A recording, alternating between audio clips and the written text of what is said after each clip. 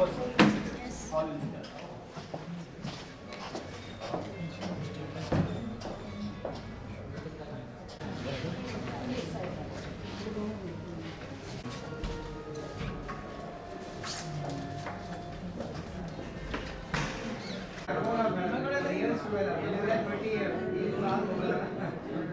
is carrying it back.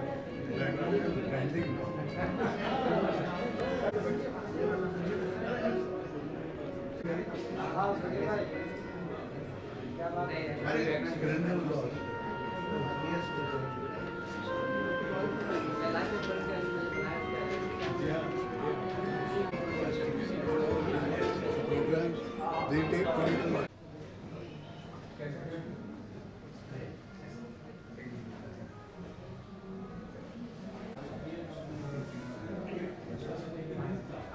ये कोई है?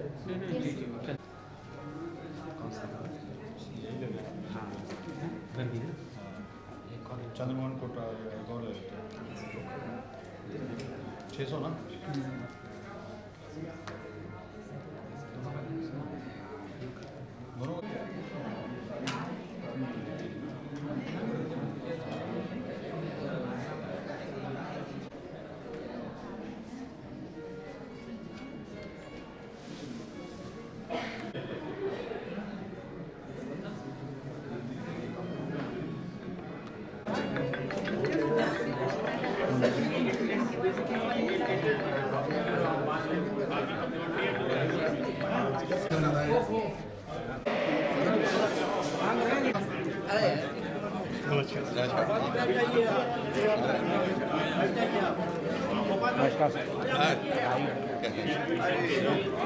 Hello. At your service. Yeah. Thanks so much. Thanks.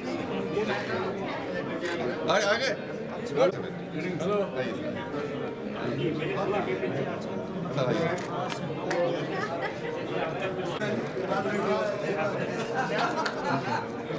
कोई बात नहीं। हाँ बेटा हाँ मैं देख हाँ हो जाएगा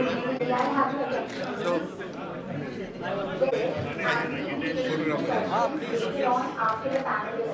थैंक you. Also, आपका ब्लेसिंग और ब्लेसिंग सर की लोहिया में मैंने आपकी MRI कराई थी, बैक पेन हुआ था सर 2000। डॉक्टर आशी अग्रवाल और हम आपके साथी था, मैं MRI डॉक्टर अनिल कुमार इसलिए लोहिया में PRD में चला गया तो आपको फोन आया कि तुम्हारे यहाँ पानी कैसे लगा है, क्या है, तो मैंने बताया जब मैंने thank you may I have your attention, please? Fill in the details in 2 minutes. And seeing God in all. First, a very good evening, respected expert speakers, respected members seating here in the hall today.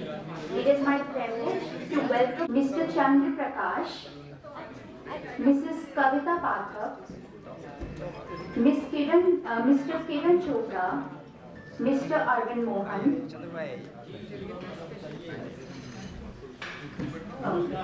Professor Arvind Mohan, I repeat, DGM Union Bank of India, Mr. Markandeya Yadav.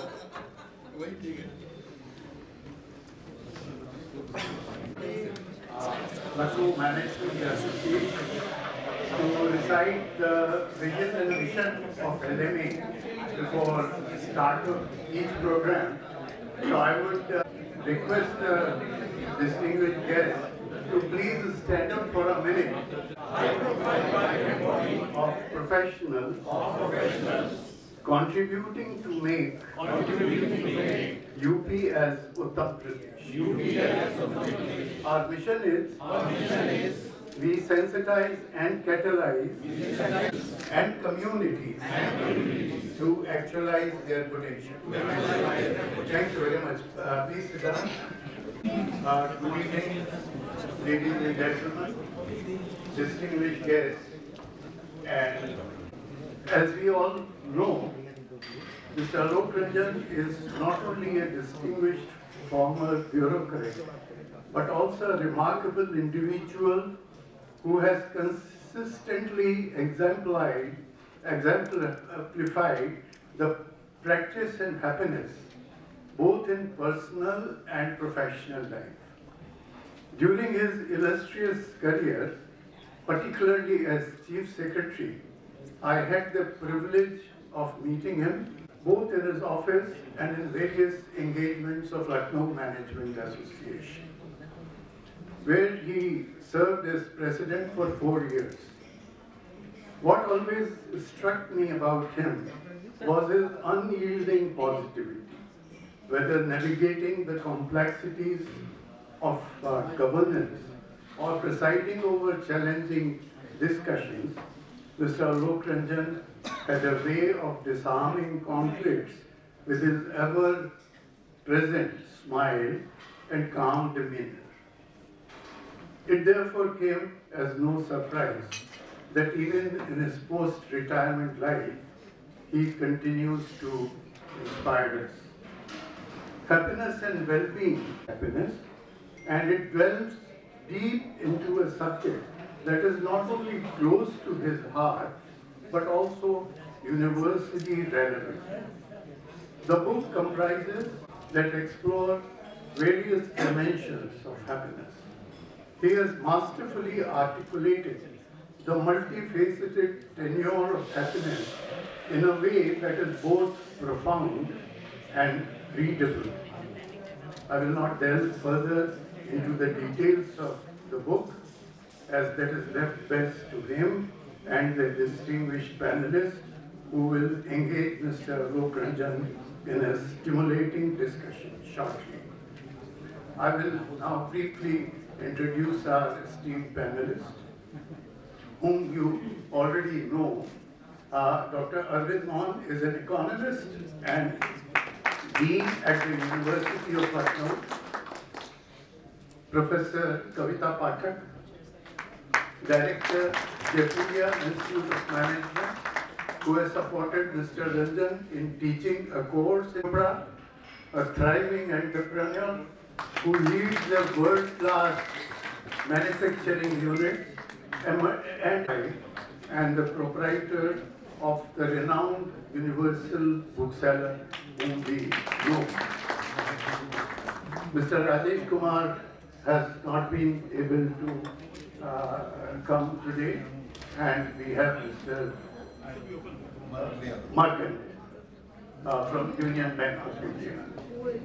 Before I conclude, I wish to extend my heartfelt gratitude to Mr. Alok Ranjan for entrusting the Lucknow Management Association with the honor of organizing this book launch. His tenure president for 4 years triggered remarkable growth, recognition, and multiple accolades for LMA, including the prestigious IMA Best Management Annual Award for 8 years. And Mr. Alok Ranjan is largely responsible for that. And following his tenure, we had Shri Anup Pandey, the former Chief Secretary. Welcome, sir, to LMA after a long time. And his legacy still continues.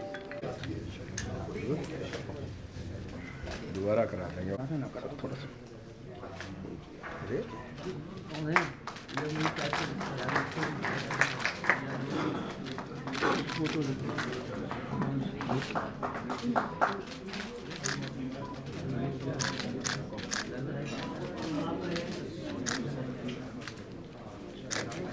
Thank you, sir. Thank you. Thank you. Thank you. So the panelists will start. Like that. We talk to them.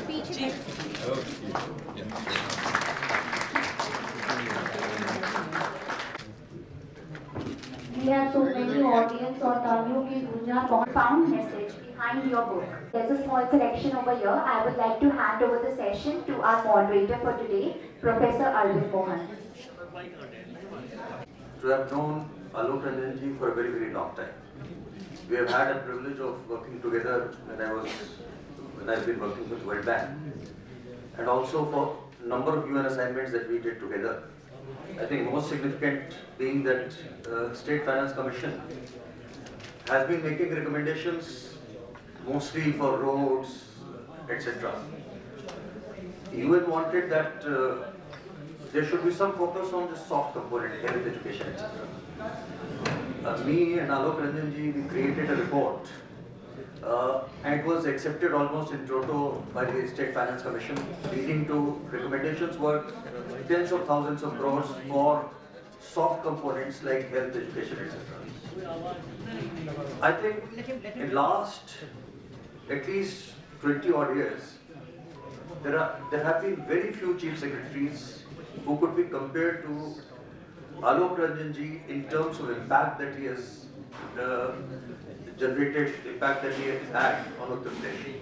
There are so many things which keep reminding you that what kind of contribution Alok ji has made, whether it is metro, whether it is Agra Expressway, and so on. Alok Ranjan ji has been Chief Secretary of the state, one of the most successful Chief Secretaries. He has held so many other positions in the state, making huge impact on the development of the state. And suddenly, I came across an author, one of the most prolific authors. I find reading books, I don't get time for that. He has been authoring as many books as I've been able to read. Some of his major books, which already Mathur Sahab referred to, one of them was Making a Difference, IAS as a Career. Another one was The Collector Today. Yet another one was Towards Adult Literacy in India. Yet another one was Ethics for Civil Services. Yet another one, Excellence in Governance and Happiness and Well-being. As Mathur Sahab mentioned, there are at least 3 books related to happiness. मुझे लगता है अभी भी आलोक रंजन जी भी समझने की कोशिश कर रहे हैं कि happiness है क्या. So we may soon come across few more. Actually, happiness is something जो हम सभी किसी ना किसी stage पर, as a matter of fact, every day we have been searching for happiness. और शायद ही हम में से कोई भी ये समझ पाया कि happiness होती क्या है. We've all been striving for it. We have been all kind of living, trying to achieve happiness. This book that Alok ji authored brings out few very interesting things. One of them is, he comes out with a very interesting definition that what happiness is about. When you are looking at Encyclopedia Britannica, there is a very simple definition, mostly focusing on your emotional quotient is what they are talking about, psychological part of it. So it is your emotional happiness that Encyclopedia Britannica is talking about. What Alok ji is talking about are actually 4 different dimensions of happiness. One of them happens to be spiritual happiness. Yet another happens to be intellectual happiness. Then there are things which are how your social relationships are getting impacted, your marriage, your family. And the 4th one is about emotional happiness. He's also talking about Kriya Yoga, which he actually practices himself. And in Kriya Yoga, they are talking about, particularly when Kriya Yoga is talking about spiritual happiness, it is talking about 8 different stages. So these are very interesting ideas. He's also talking, in one of the chapters, he's talking about job and happiness. He's talking about religion and what the great philosophers had to talk about happiness. So I think it's time that we try to understand that what is the primary idea. Somewhere he mentions that at Jaipuria they were thinking about, Jaipuria Institute, where Daltaji is with us today. The institute was thinking about that how to give a more broad-based vision to the students, the management students. And that is where they were thinking about starting some new courses on maybe liberal arts, etc. That is where Alok ji came up with this idea of a course exclusively on happiness. He created that curriculum and is currently teaching that curriculum at Jaipur. These are very interesting developments which are happening. I think to begin with, before we go into panel discussion, we'll want to listen from Alok ji that what are his ideas, what he's talking about in this book, what are his ideas as far as happiness is concerned, happiness in day-to-day life, happiness in different dimensions of life. So first I'll request Alok ji to, I'll request him to share his ideas with us, and maybe he'll want to read some part of the book also. Alok ji. Thank you. To welcome you all on this occasion, the unveiling of my book on happiness and well-being.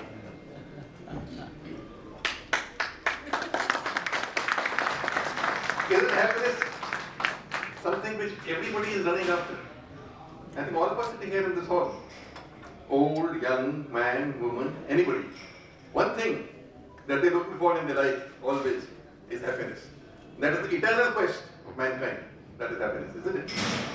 And yet, surprisingly, it eludes most of us. You know, something which you run after, it runs away from you. That's the philosophy of life, that's how life it is.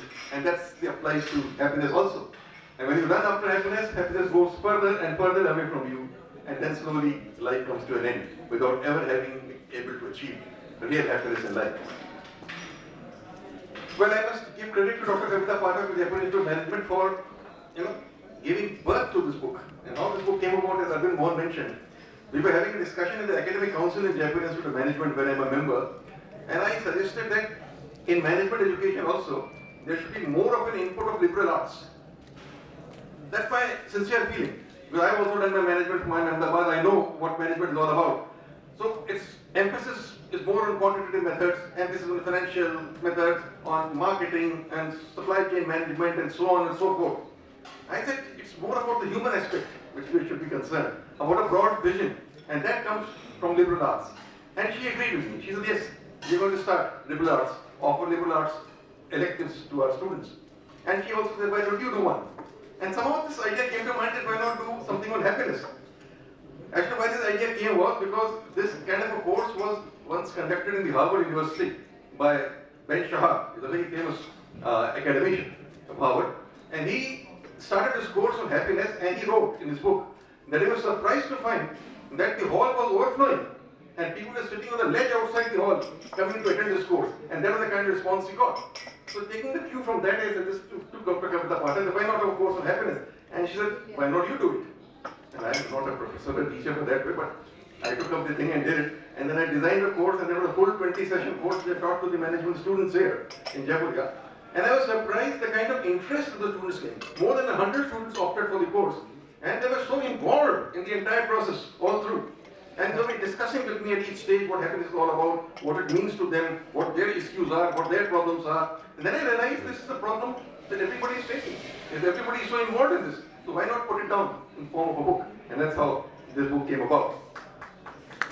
Actually, I divided the book into two parts. The second book has gone for publication, will come after 3 months, which relates more to my subject, which is public policy, in which I have talked about how happiness should be the ultimate goal of public policy. That's the second book which is going to come out. But this one is a more general one about happiness and well-being in your personal life and about in your professional life and in general. It's about this. I tried to attack the topic from the point of view of the economist, from the point of view of a psychologist, from the point of view of a sociologist, and from the point of view of a common man. All through, and of course, the spiritual masters. All put together, I tried to put in a small book, and I think if you read it, you'll see that it does make some kind of a sense in your quest for happiness. One thing I like to say right at the very beginning, and Madam Simali, please, बैठिए please. Chair, इधर please, chair. प्रधान जी, नहीं, That's a good problem. Okay. Book launch. What I said was the first thing that I must point out is that happiness is a choice. It might surprise you. You might say that it's a choice. Yes, it is a choice. It's a choice which we have to make. Either we choose to be happy or we choose to be unhappy. It's upon us. It depends upon us. But you'll say it doesn't make sense at all because we all want to be happy in life, isn't it? We all want to be happy, but surprisingly, what I'm going to tell you is that we want to be happy. We are looking for happiness, but the choice that we are making is, we are making the choice of unhappiness. We choose unhappiness consciously in our life. We choose unhappiness over happiness. That's how it is. You tell me why this is so? Because we are looking for happiness in the wrong place. That's why we make the wrong choice. Where are we looking for happiness? We look for happiness in money. We look for happiness in material pleasures. We look for happiness in fame. We look for happiness in name. We look for happiness in status. But these things do not give happiness. So we look for it at the wrong place. And that is why we are choosing unhappiness. Because when we look for happiness in these places and we don't get happiness, we get depressed. We become anxious. We become unhappy. So we are choosing unhappiness. Similarly, on the other plank, if we say in life, we allow anger to overtake us. We allow lust to overtake us. We allow greed, vanity, ego. We allow jealousy. All these things to become part of our life and our thinking. And if we do that, then what are we choosing? We are choosing unhappiness, not happiness. So that's what I wanted to make very clear, that though our quest is for happiness, we are consciously and deliberately choosing unhappiness as a part of our life. And that, I think, is something which is I try to bring out in the book. And if you introspect and look inwards and go into yourself, you will realize the meaning of what I am trying to put across. You know, there's a famous story mentioned in the book also, and everybody knows that, the very common and popular story of the musk deer. The musk deer is looking for the smell which comes from the musk, and it's searching for it everywhere outside, isn't it? And the musk is inside the deer. It's not looking inside itself. It has to only look inside itself, then it will see where the musk and where this fragrance is coming from. Similarly, there's a very interesting story I read somewhere. There was a woman who lost her earrings. And she was searching for those earrings. And she was searching outside under the lamp, searching. And as it happens in India, when somebody does something, everybody gets together. So a whole lot of people crowded around her looking for the earring. And finally they couldn't find it. Then one person said, "Madam, that's all right, but where exactly did you lose the earring?" And he said, "I lost it inside in the cottage, inside my hut." Then if you lost it inside the hut, why are you searching for it outside? And she said, "Because there is light outside, inside it is dark." So that's how it is, you know. We are looking for happiness somewhere where we have not lost it, it is somewhere else. And because this ignorance is there, the darkness of ignorance is there, we are not able to perceive happiness there. So we are going out somewhere under a light where actually it is a delusion. It's an illusion. There is no real happiness coming up out there. So that, as I said, happiness is definitely a choice. The second thing I like to put forward is that happiness is a skill. Now you wonder, how is it a skill? It's a skill just like you learn computers, just like AI is a skill. Just like anything, driving a car is a skill.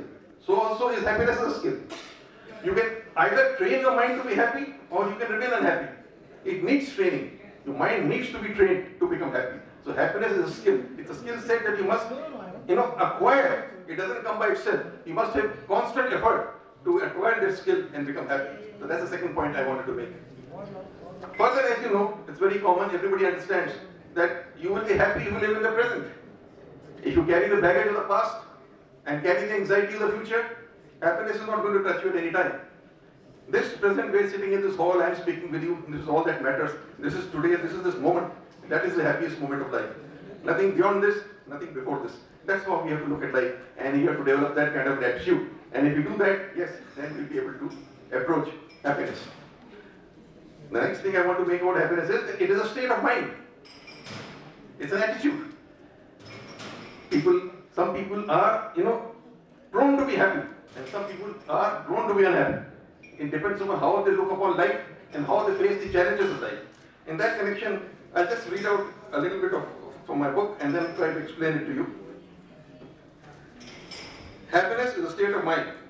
Any amount of material wealth or professional success does not by itself lead to a sustained feeling of happiness. A lot depends on how we respond to what life puts up before us. We may not be having control over all the circumstances in our life, but we certainly have the freedom to choose how to respond to it. In a sense, it is an attitude to life events which determines our level of happiness. We should not take the good that happens to our life for granted. There are some people who allow the joy of happy moments to pass away, but clutch to all such moments which generate negative emotions. They tend to relive the negative emotions from time to time, and each act of reliving makes the emotions fresh in their minds. We should develop an attitude of being grateful for the good things that happen in our lives. This is what I mean by state of mind. Good things and bad things happen to everybody. There's nobody in this world who can say that good and bad things have not happened to him or her. Maybe in smaller quantities or lesser quantities or higher quantities, it may vary from person to person. It happens to everybody in life. How you respond to it is important. Mind you, not react to it. The important thing in life is not reaction, but response. If you react, then you're being negative. If you respond, you're being positive. Because response means you're trying to solve the problem. You're trying to look ahead. You're trying to look forward. So that's most important. Response to life, that's the kind of healthy attitude you develop. That's the state of mind which will give you a sense of happiness. And the last thing which I written out here is about gratitude. It's so very important to have gratitude for whatever we have got in life. You know, human beings are wired in a very negative manner. It's a story starting from evolution itself. You know, that when human beings evolved, the negative things were more important for them because they had to fight for survival with other animals and other beings in the jungle. So the negative thing has remained a part of our psyche. And that's why it is a basic nature that you remember the negative much more than you remember the positive in life. Much faster. But I'm also saying that try, make it a habit. In the morning, get up, say gratitude to God, keep that I'm alive, if nothing else. To throughout the day, twice, thrice, express gratitude of things which have happened to you, which are good things, which are nice things, which have made you feel happy. And you will feel that slowly this habit will develop and it will generate more and more happiness within you. So this, I think, is some of the concepts I wanted to bring forward, what life is all about. Now, I'll just quickly read something else about it, because life is something deeper also. As I said, life is, the inner aspect of life is what will give you happiness, as I mentioned. And what is the inner aspect? It's all about peace, tranquility, equanimity. That's what life is all about. And that can come through, again, controlling your mind. And can you control your mind? It's not so easy. 50,000 thoughts fleet through the mind in a day of any person. Nobody is in control of his or her mind. Even now, everybody sitting here, so many thoughts must be swirling away in the minds. But you can learn to control your mind. You can learn to discipline your mind. You can learn to channelize your mind. Meditation is one of the things which can help you in doing that. Actively help you in channelizing and controlling your mind. And if you can do that, you can certainly, achieve happiness. I'll just read a couple of lines. As someone mentioned that yes, I do Kriya Yoga. I do follow the Kriya Yoga method taught by Paramahansa Yogananda. One of the greatest spiritual masters has been Paramahansa Yogananda, who says that you're always looking for happiness in the wrong place, because happiness is not a thing, but state of mind. We cannot find happiness outside ourselves, and worldly power or money making can never give us happiness. In fact, an outward focus of life leads to mental restlessness, which means that we are not in a happy state of mind. He says that those who look for happiness outside the self are like those people who are chasing rainbows among the clouds. The pleasure of the senses is momentary and can never really provide an inner feeling of joy and well-being. Indulgence in senses binds one down, and unless one escapes from this bondage, real happiness is not possible. This is the spiritual way of looking at life. Spiritualism doesn't mean religion only. Spiritualism means a deeper and a more purposeful and a more meaningful way of looking at life. It's a question of perspective, simply. And that's what I have tried to, bring out that. Here I'm just reminded of a very interesting, leave aside spiritualism, a very quotation which always caught my eye, and you will be surprised from where it is coming from. It is something written by none other than Rudyard Kipling. You know Kipling, Nobel Prize in literature, a rank imperialist, of course, nothing to be admired about his imperialism. But he writes very well, and he, surprisingly, I read somewhere, he says that, if you can meet with triumph and disaster, just the same, triumph and disaster, both imposters, just the same, then yours is the world and everything there is in it. What he says simply is that in this world there is triumph and there is disaster. And the interesting thing he says is that both are imposters. Neither of them is true. Neither is triumph true, nor is disaster true. They're all fleeting. They go away. They're momentary. They don't last. They're not eternal. They go away. They move away. So if you can understand that and meet them in the same manner with equanimity, then the whole world is there, open for you. That's what Rudyard Kipling said, and I think it's very, very relevant. And finally, before I end and we go for the final discussion, there's something I want to say is that most people say that circumstances are such, we can't be happy. Or, things in my life are happening in such a manner that we cannot be happy.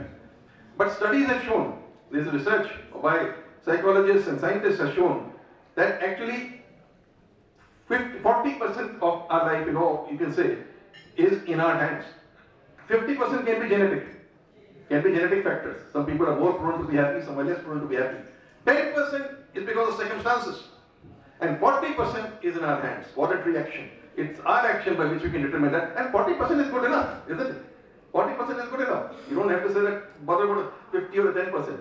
And even the 10% which is about circumstances of life, I think there's a very beautiful line which I will like to close what I'm saying today with that line. Is that it's by a philosopher, Reinhold Niebuhr. And Reinhold Niebuhr says something very beautiful. He says that God give me the serenity to accept what I cannot change. And God give me the courage to change what I can change. It's important to have the serenity that you accept what you cannot change in life. Accept it. And you have the courage to change what you can do. With some positive action, you will change something. But the next line I think is the most vital and the most important in the life. And the wisdom to understand the difference between the two. And that's the most important thing of life. You have to understand the difference between what you can change and what you cannot change. Accept what you cannot change and have the courage to change what you can change. With these lines, now, thank you gentlemen for coming, ladies and gentlemen, and let's look forward to a very interesting and innovating panel discussion. Thank you very much. Alok, Ranjan led 5 panel discussions on happiness, on various aspects of happiness in Lucknow Management Association. The first one was Art and Science of Happiness. The second one was Can and Should Happiness be a part of public policy and governance? The third one, this was every month. It started from August, then one in September. In October, we had Happiness for Academic Excellence on physical and mental health. And the fifth one, the last one, which was held this month only, it was Happiness through Meditation. And as a matter of fact, all the panelists involved in these discussions, they are present today. Now I'll hand over to Professor Arvind Mohan, the moderator. Gathering today, I see at least 3 former chief secretaries, one who became election commissioner of India also. And I see all associated with the level. That's a very important point. You can't ignore a limit. So there are at least 3 former chief secretaries, few almost chief secretaries, many other senior bureaucrats, very senior friends from the media, many professor friends, so many friends from industry, such eminent gathering. Thanks for joining us today. And we have an equally eminent panel here. Kiran, everybody knows, one of the doyens of industry in Uttar Pradesh, one of real examples for young budding entrepreneurs. Kavita ji, who is director of Jaipuriya, one of the most eminent management experts that this country has. And if we are fond of books, you can't forget Chandra. Let's start with Alok ji. You have been a bureaucrat for a very, very long time. I think 36, 37 years, 38 years. Now, for these long years, bureaucracy, I understand, is one of the professions which has so many pressures from all around. So, what are your thoughts as far as happiness and bureaucracy is concerned? And how could you maintain your sanity? I have seen you always very good in the most difficult of the positions. So, how do you maintain your cool, and what is the mantra for happiness which we can derive, many people from here, sitting here, can derive from your experience in bureaucracy? Well, you're asking this question for bureaucrat, and as a bureaucrat, once a bureaucrat is always a bureaucrat. And bureaucrats are not known for their sense of humor or happiness either. They're supposed to be dull, dark, grey people, looking very serious and very full of their importance. That's how what a bureaucrat's stereotype would be in the mind. And you're asking me how, in bureaucracy I could face with happiness. Well, I'll say one thing, that while serving in the IAS and the civil service in Uttar Pradesh and Government of India elsewhere, I thought that it gave me one of the most wonderful opportunities to do something for the people of this country and to touch lives as many lives as possible. And that was gave me a great sense of happiness. You know, other achievements are irrespective of that. This project completed, that project completed, this work done, this team implemented. That is one part. But the most important part, which gave a genuine sense of happiness, was when people would come to me with their problems, with their grievances, and I would meet with them, attend to them. You know, when I became a district magistrate for the first time in a district called Ghazipur, I remember. First, the visitors when they came in, it was a very backward district at that time. It still is to some extent, but at that time certainly it was. I found they was wanting to just stand, they would not sit down. When I asked them to sit down on the chair, they would say, no sir, I will not. They started sitting on the floor. And I would say, no, you come and sit on the chair and only then will I listen to you. That change in the whole expression of that person, that used to come when I used to ask him to sit on the chair, that was worth it. Wow. That was happiness. That's what happiness is all about. And I would listen to what he has to say, and even if I could solve or not solve his problem, I would make an effort to be, smile and talk to him, and then assure him that I'll do my best. And he would go away feeling a sense of happiness. So that was joy, that was their part of life. And then, as I said in various postings, the opportunity that I got to do things which will touch as many lives, as many homes, as many people as possible. So that is a sense of happiness that even in a career in bureaucracy or civil service, it does give you a great sense of happiness.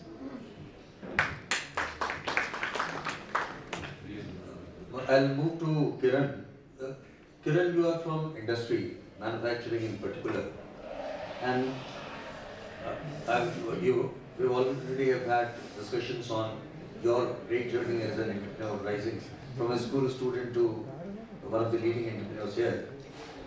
There's a related question. Job satisfaction and happiness in industry, your reflections. Yeah, I mean, for me, running a business or a manufacturing company, I would like to walk into a workplace which makes me happy, and I feel the same for the people who work for us. And there are various approaches that one could adopt. I mean, we adopt a specific approach. First, we make the work environment happy, in the sense that everything that a worker would need to perform efficiently and perform to the best of his ability is creating an environment where he settles down quickly and starts to do what he's supposed to do. Recently, well, not very recently, but 4-5 years ago, we had this new system installed where you have biometrics when they enter the workplace. And we have about 120 people who come every day to the plant. And we had the HR team monitor the expression on the face of every worker who entered the plant.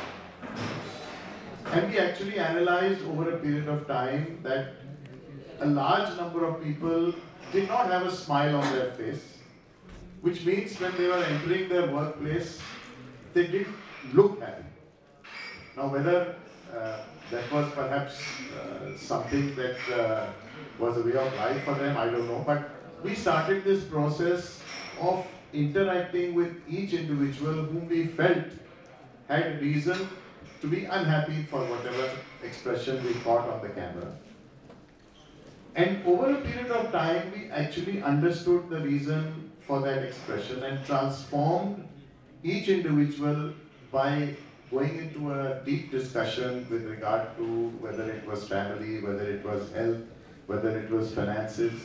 So various aspects, and we tried to address each of these areas where they felt they could derive happiness by resolving these issues. And today, when we look at the same camera, I think maybe 5% are faces which don't smile. The rest of them actually smile when they enter their workplace. So this is one area where we practiced the art of making people happy. And that is the team, the HR team, which has been doing this. Another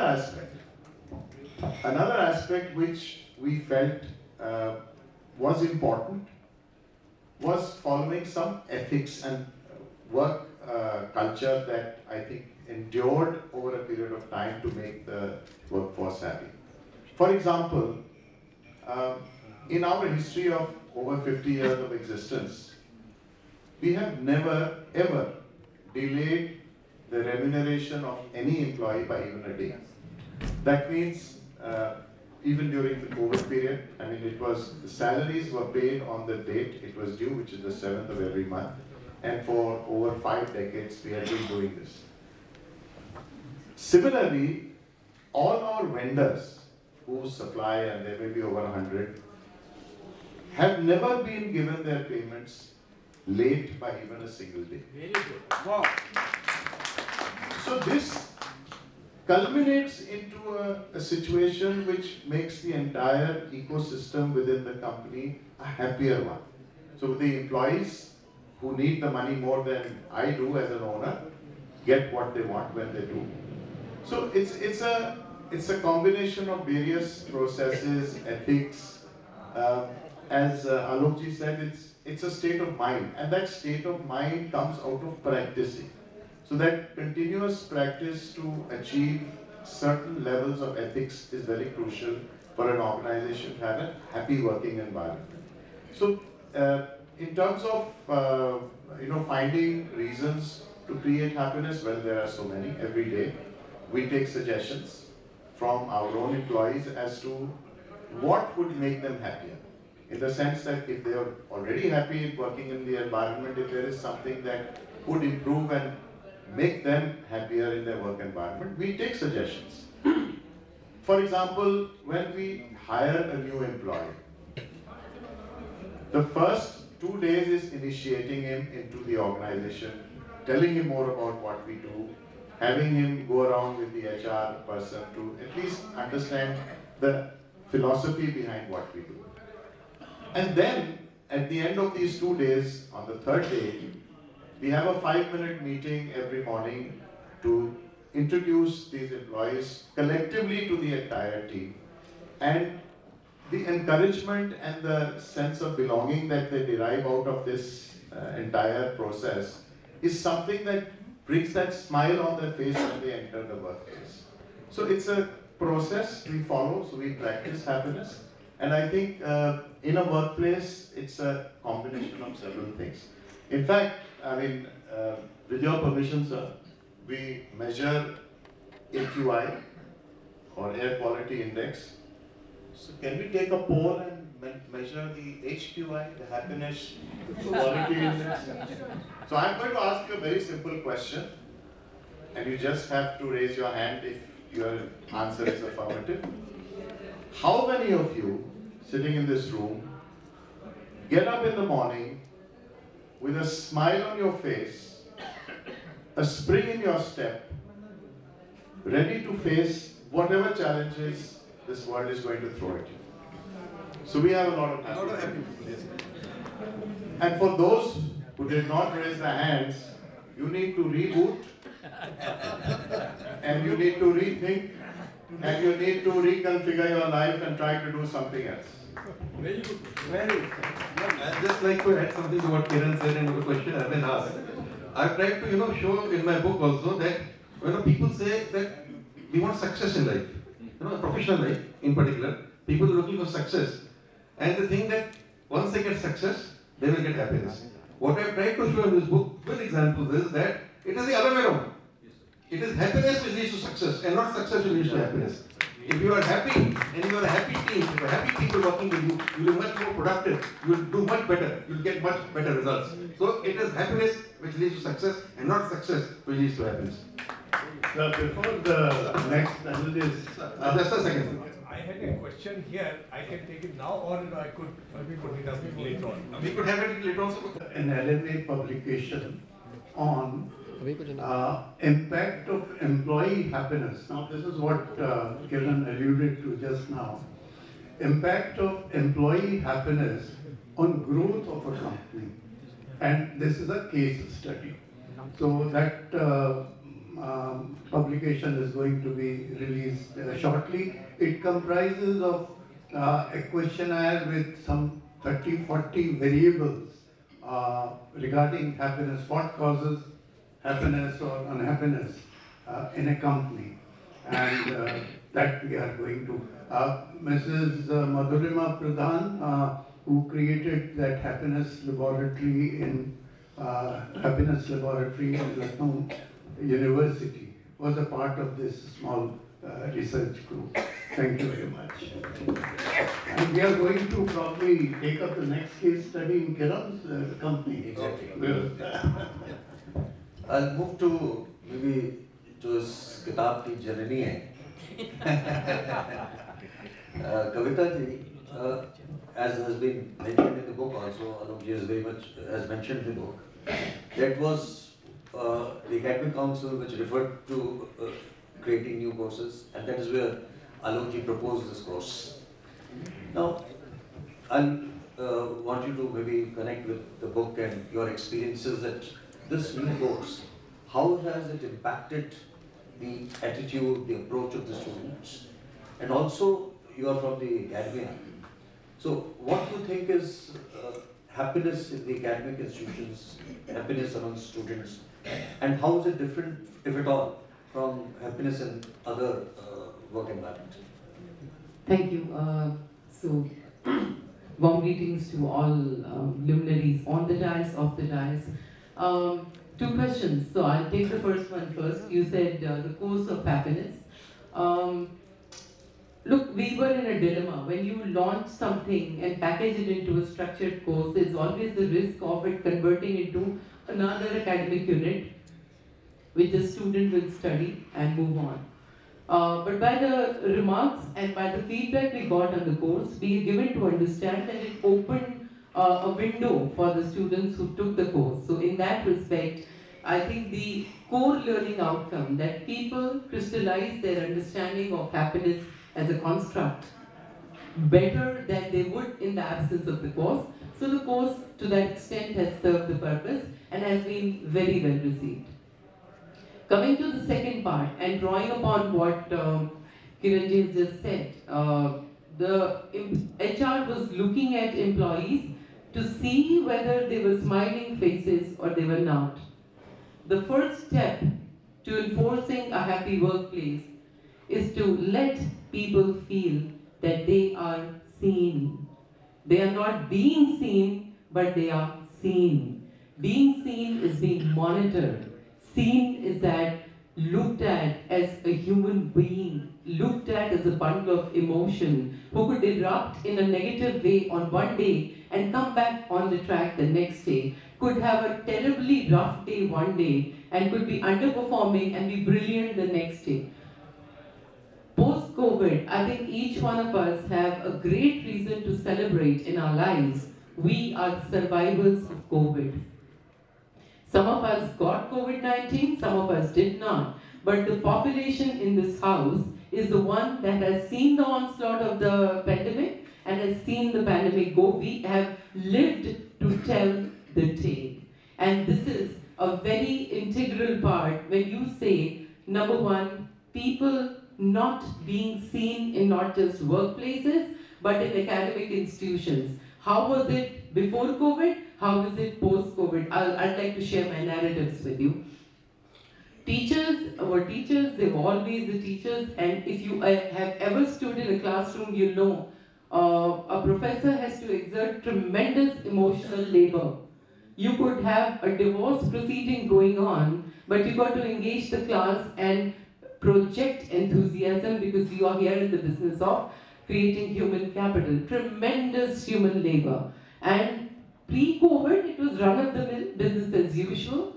Post-COVID, I had a colleague who was single, who was infected by COVID, who stood to support the ecosystem. One day, that person came in, looked at me and crumbled like a wall in front of me. Literally crumbled, crying.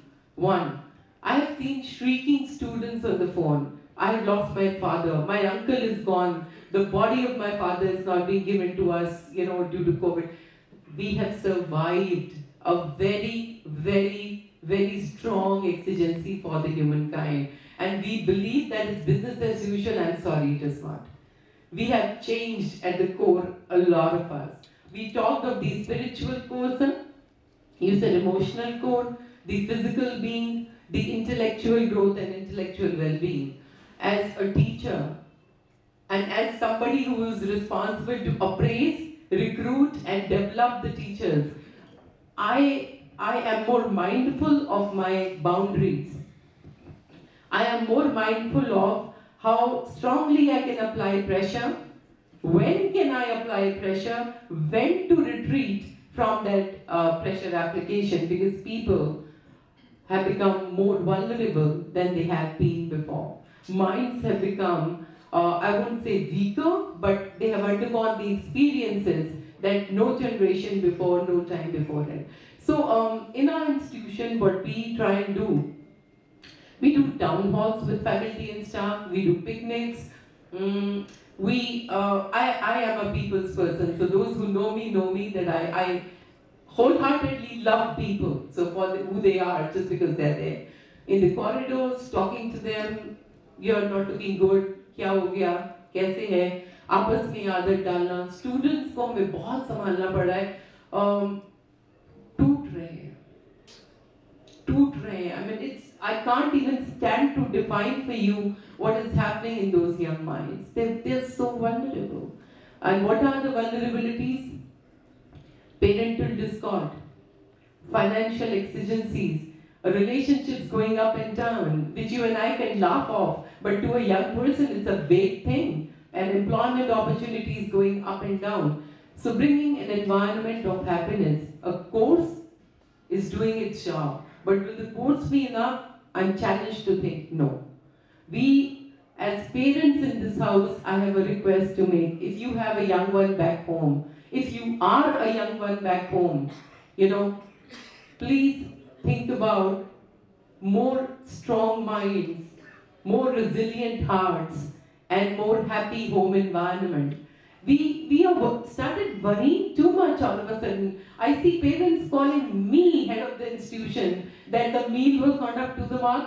कि हमारे बच्चे को बुखार आ गया. So we are creating a fury that there is not required. We need to be, as adults, need to be more happy, more calm, more composed. And if you're not watched, I strongly recommend watching a movie called Life is Beautiful. And if you watched it, you know what I mean and what Alok sir means when he writes in his book that happiness has a fulcrum and a liver. You have the power to flip your situation from that of an acute sorrow to an acute happy situation. Please, मेरा अनुरोध है, 3 घंटे का समय निकालकर Life is Beautiful, अगर बच्चे हैं पास में, उनको पास बिठाकर दिखाइएगा. It's a movie that must be watched. So a lot of work needs to be done. We need to develop programs of engagement, sir, out of your book.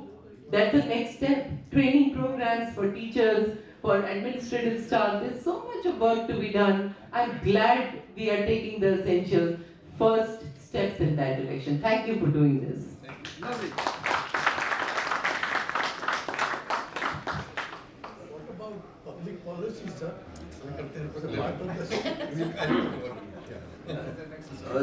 Chandra bhai, you have been interacting with young minds. Not that the old ones are not buying books, but and you have been part of civil defense and many other organizations all across the city. So, how do you relate your experience with this book? It is truly a very, very humbling experience talking on happiness and in front of such an experienced and an august gathering. It's like Suraj ko roshni dikhana. Each one of us has glimpses of the sun in each one of us. But as he mentioned, it's my perception of what happiness is based on my experiential journey of life. Happiness is a commodity today which is actually being sold, and people are actually paying a price to buy happiness. When happiness is acquired, it becomes the basic cause of unhappiness. And I must congratulate Alok Ranjan ji for such a magnus opus on happiness and well-being. He has presented so beautifully the complete gamut which goes into the world of happiness. The Eastern and the Western perceptions all have been so clearly presented before us. from Aristotle, Plato, to the contemporary philosophers, and to the land of the Indian Kriya Yoga experts, Mahavtar Baba, Lahiri Maharishi Ji, Yukteswar Giri, to Paramahansa Yoganand, to Vivekanand, all have been presented so beautifully to give a very balanced view of what is happening around the world. India is one of the only and the oldest living civilization in the world. Only oldest living civilization of the world. And if you were to compare the life to a glacier, if you were to compare our lives to a glacier, 1/3 above the surface, 2/3 below the surface, then the Western world looks at this 1/3 as the only fact of life. The 2/3 for them is unreal and a manifestation of your thought and your mind, their state of your mind. It is a different story that they are trying to unfathom the mysteries of the unreal through metaphysics and quantum physics. It's a chase which is not reaching anywhere. Whereas our civilization looks at this 1/3 as an illusion and the 2/3 as the real purpose of life, the real goal of life. And they know it all. They know it all. And it's a journey where all of us in our civilization are gravitating towards that, the real ultimate goal. So that is the different perception of the East and the West. And that is where this story of happiness changes dimensions depending upon where you look at it from. Every minute they say 250,000 brain nerve cells are being added every minute. So your mind is like a flowing river. It's like a flowing river. It is never the same at any point of time or place. And yet, we put our entire emphasis and our foundations of our life structure on this flowing river. We put our entire emphasis on this flowing river. And we know it is like a shifting sand. That is why they said perceptions are like shifting sands. And yet we absolutely have full faith on the mind. Each one of us has created a world of our own. Each one of us. As many people, so many worlds. In case if there are 4 people living under one roof of a family, there are 4 worlds which coexist. And in a larger platform, there could be interactions with thousands or hundreds of worlds. How you coexist with those worlds, or combat with those worlds, or live in harmony with all those worlds actually dictates your state of mind, your feeling, or a sense of happiness or chaos. So it is that denomination, how you relate to each other. We are relating to each other from the contours of our human mind, which is like a flowing river and which is changing every minute. What we've learned and what all we basically understand, there are 3 basic fundamentals of happiness. The basic of happiness. One is that it is externally driven. Number 2, it is transitory.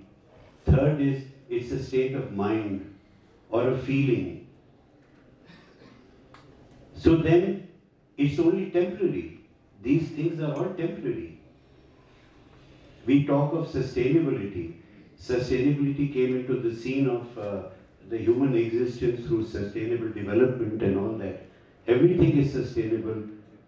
If today everybody is talking about, then what is sustainable happiness? Where is sustainable happiness? Happiness comes and it goes. What is the purpose of that? How long can you hang on to that? The sustainable happiness, if there is an analogy to our Indian civilization or our Hindu civilization or where we come from, then that would be Ananda or bliss. That would be the analogy. And what is it? It is the merging of the mind and the self. That is what it is. Sustainable happiness, but nobody is talking of sustainable happiness. Everybody is talking of acquisition, which becomes a basic reason for unhappiness. You're acquiring. How long can you acquire a thing and keep it with yourself? You can't.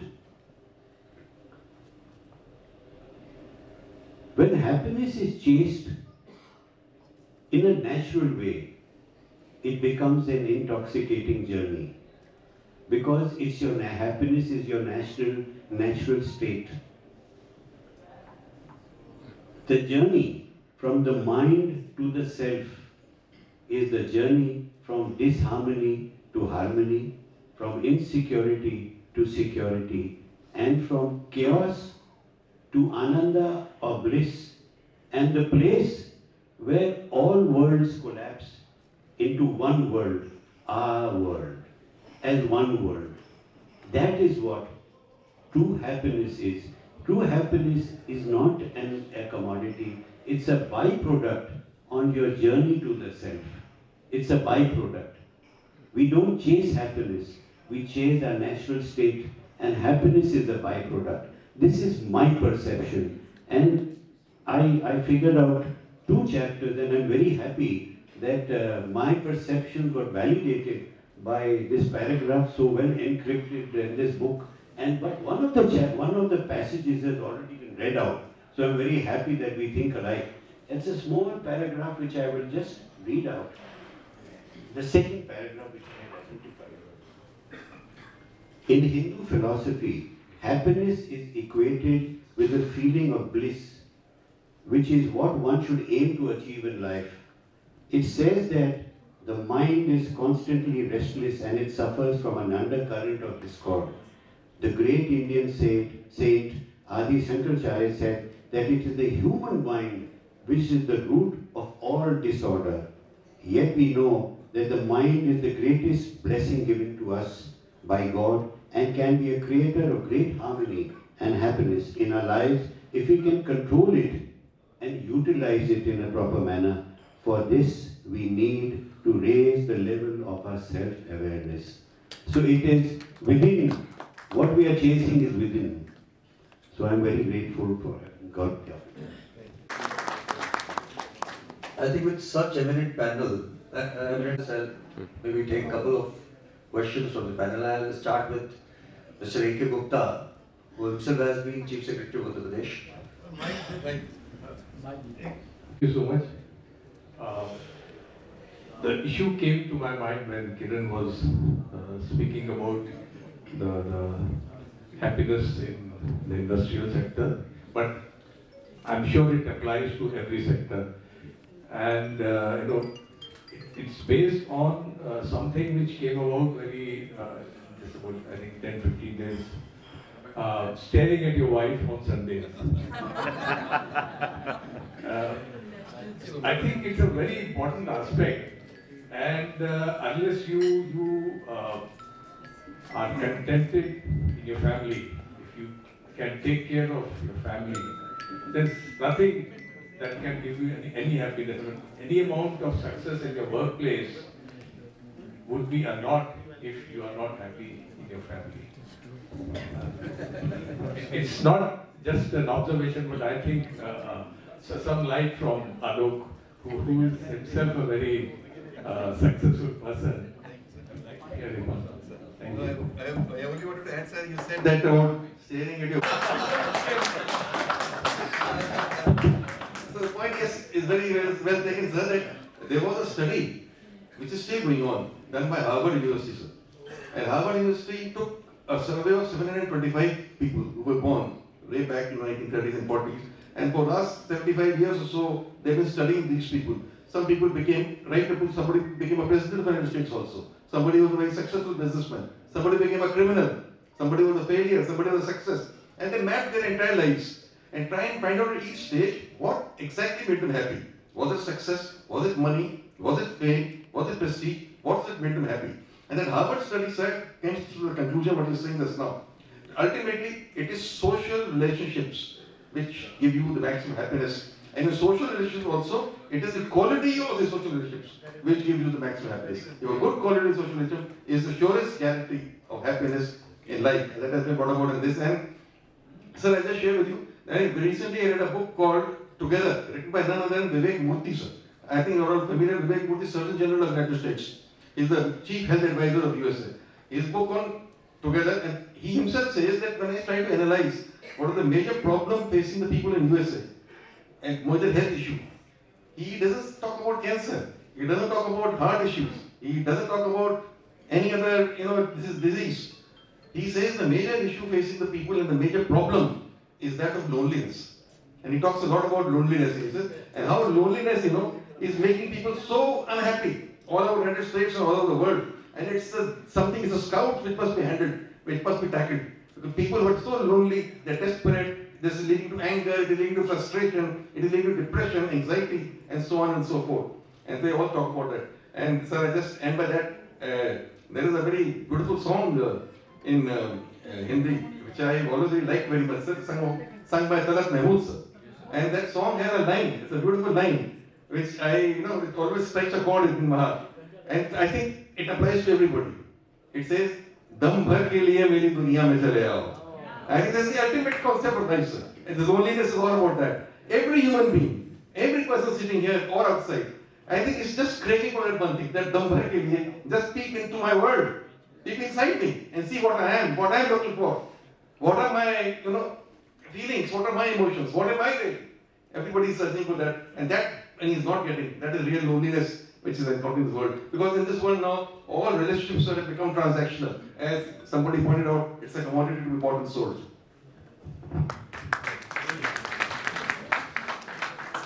Next question we'll take from... Rather than a question.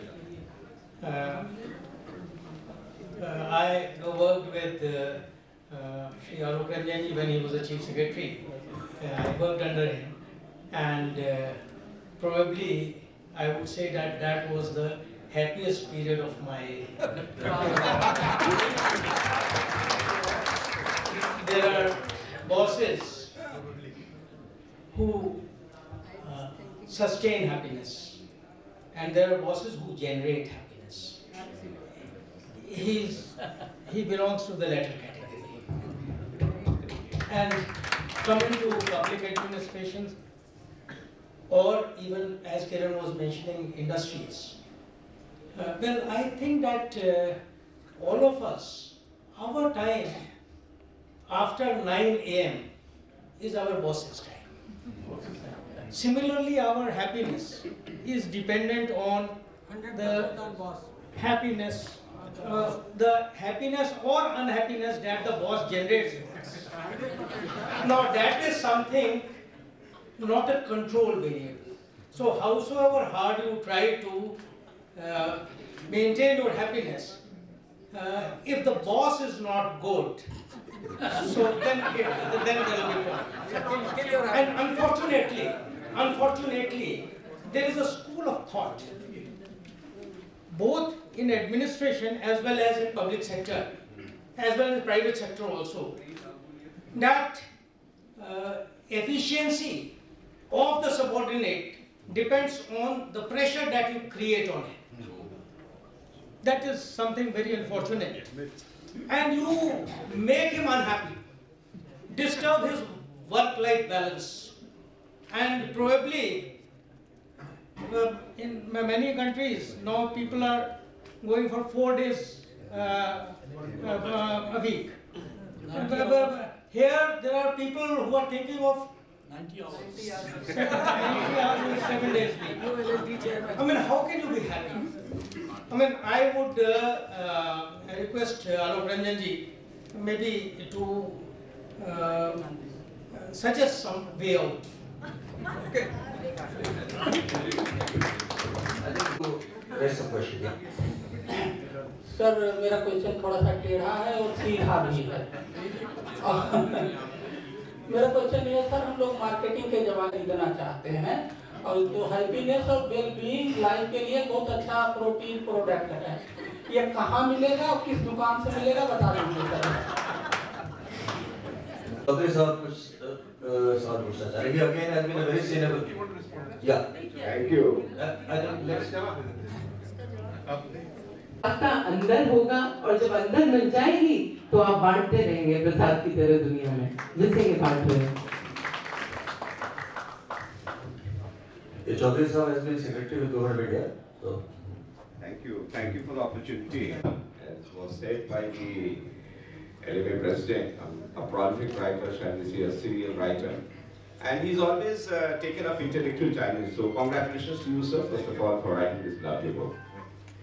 I see that the title of your book is Happiness and Well-Being. And we seem to be talking, I have two questions only. The first is that we seem to be talking about happiness, whether we search it in externalities or we search it in internalities, depending on what kind of philosophy or psychology we wish to follow. But we seem to be missing out on what is well-being. Some would hold that happiness is transitory, whether it is in the face of an employee who comes in the morning, or it's in the student who gets a good grade, or it's a golfer like me who gets a good par. It is transitory. And perhaps well-being is the most substantive, in-depth, wide-depth thing, which includes inter alia, happiness, purpose of life, relationships, good health, etc. So what I was wondering was somehow the discussion centered on happiness and well-being. So the question is that how do you relate happiness versus well-being? So that's the first point. And second point is that whether it is happiness or well-being, we seem to be always seeking it. We don't seem to arrive at that. Whether it's meditation, or it's yoga, or it's seeking it in the physical world, we are always seeking it. So, is there something called, and don't tell me what the eternal bliss, samadhi, which Buddha talked about, and which Katha Upanishad, then you take up anything, it will speak about it. The ultimate bliss, union of the mind with the self, etc. That's fair, I mean, no debates on that. The question is, as a human being, Homo sapiens sapiens, we are always seeking happiness. So, can we arrive at happiness? That is the second question. Thank you very much, sir. Before you respond to this, I'll just add to what he has raised. Is happiness the natural state of human being? And it is aberrations or disruption of that happiness, which is the challenge which can be corrected, or it is to maybe create one temporariness to another, what it is.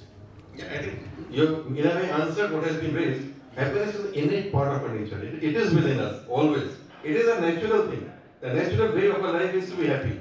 And it is because of wrong living, wrong thinking, wrong beliefs, the wrong kind of actions that we move away from happiness. Otherwise, the natural state is that of happiness. I'll just respond to what Deven said. Yes, well-being is perfectly very, very important. And that's why I've given that title there. And what I say is actually in life there is pleasure, there is pain. Pleasure and pain keep coming in life, intermittently. But they come, they go. The positive and negative emotions keep coming in your life continuously. But that is not happiness. That sustained feeling that you have all through life, that you are, you are feeling peaceful, calm, and absolutely content with yourself. That is a state of sustained happiness. And when you have that sustained feeling of happiness, that is a feeling of well-being. That you have a sense of well-being. So a sustained feeling of happiness does lead to well-being. And yes, seeking, true. But then, as I said, it is inside you. And it is a part of your basic nature. And natural thing is part of you is happiness. So not really seeking, if you just live, you should live it. Live each moment to the fullest possible extent. To the fullest extent mindfully. If you live each moment, then you're happy. You don't have to go beyond that. So that's how I like to answer. And what Anup said, yes, Mr. Narayan Murthy has talked for 70 hours, Mr. Subramanian has talked for 90 hours. I just don't think all these hours of balance. And that I always say the most important thing is balance. Work by itself is ennobling. Work is worship. Work by itself is very satisfying. So work by itself should give a lot of satisfaction. But work is not life. That's all. It's not only life. Oh, not. I was just wondering, just as happiness and well-being are so scarce, so ethics is even more scarce. So how important is this ethics component to achieve this goal of happiness and well-being in life? Your book, you are talking about Kriya Yoga, where you are talking about 8 things that he talks about. Kriya is talking about niyams. So, if you have some rule-based living, ethics-based living, will it lead to more satisfaction, more happiness? Yes, it does. In fact, right from the beginning, as I mentioned in the book also, when there was talk about happiness, Aristotle, when he said what is happiness, he said the purpose of life is happiness. And then he said, to achieve happiness, what is required is virtue. Virtue is what is ethics, what he just said, You have to live a virtuous life to achieve happiness. So virtue is very closely linked to happiness. So ethics is also very closely linked to happiness. An unethical life does not and cannot provide a sustainable piece of happiness at all, in any manner. But ethics is kind of a foundation on which you can build your life journey totally and you can achieve happiness. So there is a direct correlation between the two. And that's one of the factors why happiness has become scarce. just as ethics has become scarce. Yes. Can I ask a question? I think Jain was saying something. एक question है आपके लिए. The question is, what is your take on the World Happiness Report where India's rating is so low? It is lower than even Pakistan. Actually, this is the subject I've addressed in the second book which I mentioned, Happiness is a goal of public policy, which will come out sometime this year. But now that you've raised the question, I'll answer it.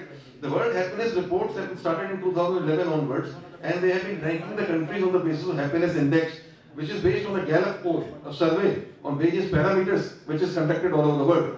So now, in that, surprisingly or not so surprisingly, whichever way you want to say it, India's ranking has been very poor.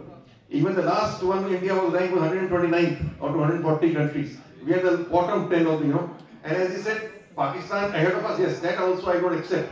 Pakistan is ahead of us in that, and we don't accept that. But all said and done, it does show something. Maybe there can be questions raised on the methodology of the report, or of the survey, or of the sample size. But the parameters that they pointed out, that generally it does indicate something that the level of unhappiness in our country definitely seems to be on the higher side. And that's why I said that the goal of public policy is not to grow our GDP, but to grow the level of happiness. We need a public policy, don't we? We need a public policy to make people happier and not just higher GDP. Yeah, Jen. Sir, after Jen. इतने complex subject पर आप मुसलसल पढ़ा लिख रहे हैं, बहुत मुश्किल सब्जेक्ट है. अगर मैं सवाल नहीं उठा रहा हूँ, एक दो छोटे छोटे सबमिशंस करना चाहता हूँ. गौतम बुद्ध ने बहुत पहले कहा था कि जो दुख है दुनिया में, उसकी जो जड़ है वो इच्छाओं में है. तो उसका ये मतलब नहीं था कि लोगों के पास डिजायर्स न हो, एम्बिशंस न हो. उसका मतलब ये था कि आपको अपने सर्कमस्टांसेस में अपनी इच्छाओं को, एम्बिशंस को मॉडरेट करके रखना पड़ेगा. और ये खाली बुद्धिज्म में नहीं, और भी कई रिलीजन्स में, इस्लाम में इस पर बहुत जोर दिया गया है. कनात का लफ्ज़ है, कंटेंटमेंट.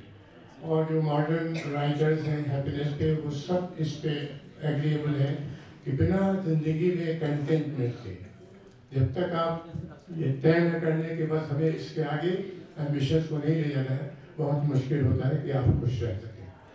एक बार मेरे सीनियर कलीग अनुराग गोयल साहब 72 बैंच के बहुत अच्छे ऑफिसर हैं. उन्होंने मुझसे कानपुर में, जब हम दोनों पोस्टेड थे, तो उन्होंने मुझसे पूछा कि आप क्या चाहते हैं ज़िंदगी में, ऐसे ही चाय के सेशन में. मैंने कहा मैं खुश रहना चाहता हूँ. तो उन्होंने पूछा आपकी खुशी का पैमाना क्या है. मैंने कहा कि मैं खुशी इसको समझता हूँ जो करना चाहता हूँ वो कर सकूँ. लेकिन मैंने बाद में रियलाइज़ किया कि ये बहुत लिमिटेड विजन है. आप जो करना चाहते हैं वो सोसाइटल सिस्टम में हमेशा कर नहीं सकते, पॉसिबल नहीं है. लेकिन जो चीज़ आप कर रहे हैं, अगर उसमें आप खुशी महसूस कर लें, मुझे लगता है ये सबके लिए बहुत आसान है. आखिरी चीज़, मेरे एक दोस्त हैं लखनऊ में, सोशली बहुत एक्टिव है, बहुत नाम वाले हैं. उन्होंने एक बार कहा कि मैं सुबह जब उठता हूँ तो 4 चीज़ें काउंट करता हूँ अपनी ज़िंदगी में. मैं जिंदा हूँ कि नहीं, मेरे सर पे छत है कि नहीं, मेरा टेलीफोन है कि नहीं, और गाड़ी है कि नहीं. चीज़ अगर ये 4 चीज़ें मेरी ज़िंदगी होती तो मैं समझता हूँ मेरा दिन काफ़ी है. मैं समझता हूँ कंटेनमेंट के जो सबक दिए गए हैं ये बहुत रेलेवेंट है किसी भी स्फीयर ऑफ लाइफ में. अगर आप हर वक्त एम्बिशियस रहेंगे, हर वक्त चीज़ें हासिल करने के सिलसिले में रहेंगे, परसूट में रहेंगे, परसूट ऑफ हैप्पीनेस में. हालांकि बेगम ने 19th सेंचुरी में कहा था परसूट ऑफ हैप्पीनेस जो है वो बहुत ज़रूरी, लेकिन उसका मॉडरेशन ज़रूरी है. Thank you very much. This is more a response to Mr. Anup Pandey, what he had said about if your boss is not, doesn't, make you happy or doesn't, takes away all that is required for happiness. So it's a personal incident I'll share. Those were the early 90s. We were in Tata Sons. They set up a management consulting practice, taking, responding to the country's newly liberalized economy and so on and so forth. And the big four consulting firms were not there in the country. They were there for their audit and accounts practice, but not for management consulting. So they had set up the 250 strong consultants they had recruited. I was one of them. And so there was a boss who was all negative energy. He would do everything on earth to take your happiness away. So, all of us, we were very young at that point of time. What we did, when we met in the evening at a bar over a couple of drinks, we decided that we have to get rid of this man. What do we do, So then finally what we did, those were the very early days of emails, when emails were there in the name of the organization, still not with individuals, So what we did, we somehow got hold of his CV, and though McKinsey, Boston Consulting, they were coming to the country, and we sent his CV to 3-4 places from that, as if I'm applying. So he did not apply, we applied on his behalf. So when he got a call, I remember, from Boston Consulting, during lunch, during the cafeteria during lunch, he said, God knows, where they got my CV, I never even applied for it. So, we sort of chahowed him. He said, sir, you are God's gift to mankind, and you are so well known in the industry, you don't have to apply. People would, reach out to you on their own, Then he said, I'm so happy here, I'm not even thinking to go there. I said, you must go there. If nothing else, then at least to evaluate your market value, you must go there. We all pushed him, he went there, and he was a good, academically, he was an IIM guy, very, very bright. He got into the job, he left us, and that's how we got rid of him. So we all became happier. So on the lighter side, but this is what we did at some point of time, some stage of my career. Ranjan. He has been my boss and he has always given us happy moments. So I would say that what Mr. Anup Panditji was saying, he has been a great boss. And the other observation that I want to make, it was said by Madam Kavita Patak that some of us got COVID and some of us did not. So let me tell you that almost everyone got COVID. We did not release the results. We had a sample survey, of COVID, and we found that more than 95% samples had COVID. So all of you had COVID, so you all have survived COVID. Sir, let me take a contrarian point. Contrarian view. Happiness is very important, but unhappiness is also very important. When it is not necessary to be happy all the time. It's necessary to be happy at some time, it's necessary to be unhappy at some time, sad at some times. And this unhappiness can lead to happiness. When you see somebody in pain, when you see a group of people in pain, you should become unhappy. And then you must think that how do I make them happy? How do I improve their lives? And that will lead to happiness. So therefore, on a balance in life, we should have more happy moments than unhappy moments. But it is necessary to be happy at some time and unhappy at some time. Thank you. You can't be happy even when there's so much something tragedy happening around you, or there's sadness around you, or as you said, the epidemic like the COVID-19 around you. You can't start feeling happy at that particular moment. But what I'm simply saying is, these are positive things, negative things which keep happening in your life, but happiness is something more and deeper than that. That even when you are facing these challenges of life and things which are making you feel unhappy or you are getting challenged, even then the sense of happiness that is inside you doesn't go away. That is what makes you answer or respond to these problems, tackle these problems, get above these issues. That is helps you. That is the sense of happiness that is inside you. It is something deeper than that. It is more than pleasure and pain and positive and negative emotions. You're right. Negative emotions are a part of life and will be there. And you cannot be happy at anything that is happening around the world. मोहब्बत ने मुझे क्या दिया, सवाल इसका है। मैंने तो वफा करी, और वफा करी तो उन्होंने क्या दिया? मैंने मांगा मरने की अज़ा, उन्होंने मुझे जीने की दुआ करी। So I think the point is that if you are seeking unhappiness, that's perhaps one of the best place to go and seek it. Thank you. And Mr. Congratulations to you. I'm Meeta Ghosh, and I'm heading the Department of Happiness at the Era University. And you all know that Era University has a medical college and a hospital where we have excelled during the COVID times. And I was required to teach happiness, especially because there is only tragedy and everything, depression and everything wrong that you can imagine in a hospital. How to make them happy was the most important question. So, what I found among the younger generation these days is, ma'am, aapko keh rahe hain, the girls, the boys, they are all coming to the happiness class because they don't have to study their core subjects.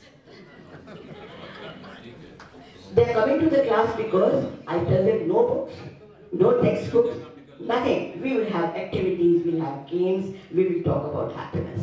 And they are all welcome. They want a class of happiness every day. But sir, there is a confusion in their minds. What we as adults, you can see my age, what I would like to talk about happiness is certainly not what they want to hear from me. They believe laughing loudly, comedy dekho, usme happiness hai.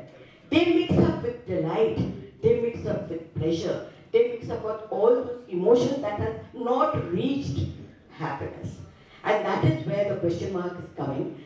How do we draw a line between what exactly we are trying to convey? When you say inner happiness, वो तो उन लोग के दिमाग से दूर तक नहीं आता है, क्योंकि inner का तो समझ में आता ही नहीं है, outer ही समझ ले बहुत बड़ी बात है. सबसे बड़ी बात है, हम आपको ये कहना चाह रहे थे, distinguishing as somebody really pointed out between happiness and well-being. So with the demarcating line, when I say that well-being is holistic happiness, physical, psychological, emotional, everything put together. Whereas happiness is more emotional, more felt within. वो जो drawing the lines, वो pencil कहाँ से शुरू करेंगे, वही नहीं समझ में आया लोगों को.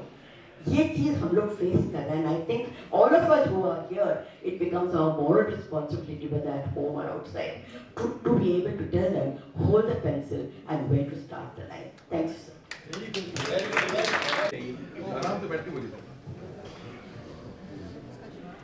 Thank you, Alok.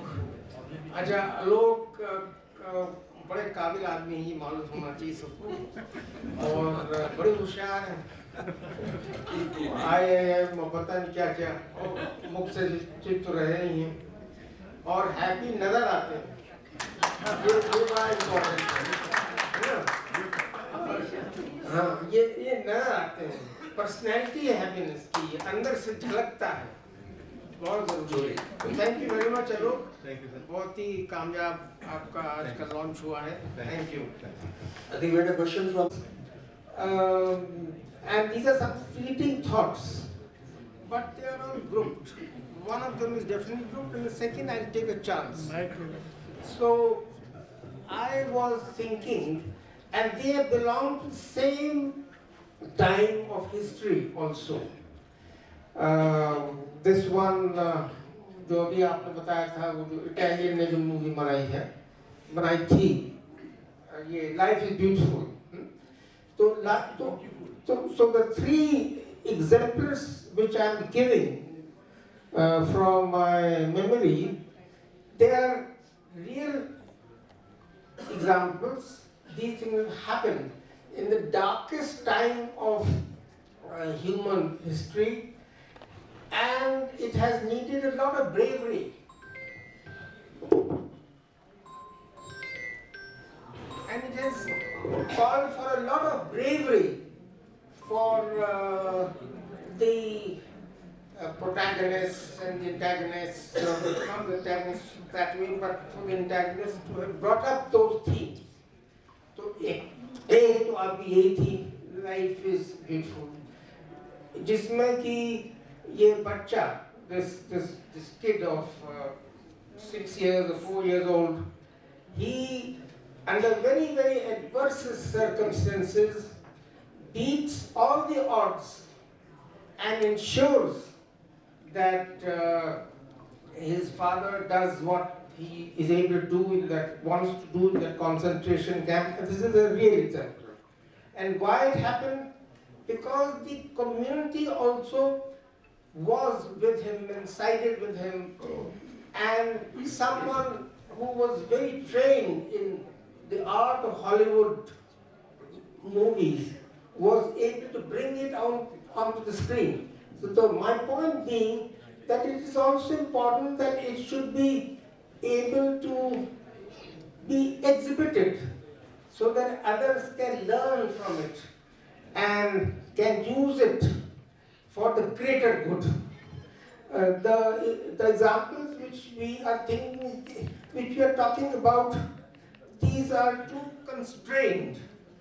They are too much within the one room. They are too much within one school, one coterie, and they have not been able to come out. It's very important for the example to be out in the open. I'm just making a point. I'm not trying to be very expressive because it will take too long. The second example which I had in mind was Schindler's List, which everybody knows that in Schindler's List, this brave man was able to save 1,100 lives, Jews under the most adverse circumstances, and he actually saved lives. It is not just a matter of giving a Jundana or making someone top the examination or something like that. And people will know the person who won the Nobel Prize in Physics in '53, Rajneesh Putnam. So there was this man who won the Nobel Prize despite the odds being that man was suffering from some neuro problem. A beautiful mind. A beautiful mind, thank you. Thank you very much. A beautiful mind. So the community also got behind these excellent people. Where there was no community, in case of beautiful mind, there was a very, very eminent professor. He ensured. And it is not like for getting first class in high school or intermediate. He actually got the Nobel Prize. In the other exam, he actually, he saved 1,100 people. And in the third example also, he did something very great. So I just wanted to, so I had a few other things in mind, but I'll just leave it here. And if there is anything you would like to pose to me, I'll be very happy to do that. Thank you very much. We'll take last 3 questions. One at the end, yeah, please. Mic, Dija. No.